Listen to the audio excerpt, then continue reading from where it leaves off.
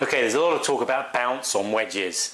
And really it's about how the golf club is going to come into the ground and bounce off the turf. Whether it digs in quite sharp or it bounces off the turf or the sand. Now a lot of people talk about the bounce angle, which is this angle here. But really that's only one factor.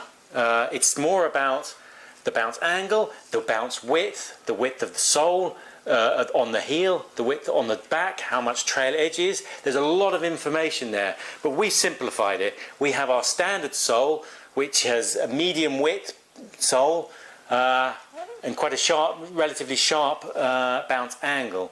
But what you need to know as a player is what suits your game. And there are two main characteristics there. One of them is the angle of attack that you take, whether you're quite steep into the ball, so whether you have big divots, and the other one is more about the conditions that you play on. If you're playing on a firm links turf, or you're playing in quite wet, say longer, lusher grass, this will have effect on the type of bounce you need. Generally speaking, if you're very steep, then you need to play with more bounce, and we have a wide sole, so it's got a thicker bottom line to prevent it from digging. And are very good out of when there's lots of sand. So if you're very steep, this might suit.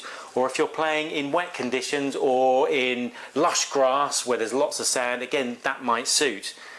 If you're very shallow into the ball and you don't take very many divots and you pick the ball off nicely, then maybe the thin sole is more for you. Again, it's also very preferred if you're playing on links turf where the ground is very firm and the club's not going to get into the ground. So the thin sole is there for you. But like I said, it's about two things. It's about your attack angle and the way you hit into the ball, and it's about the conditions you play in. So if you can find those two things out, then you should be able to select one of the R3 options that might be right for you.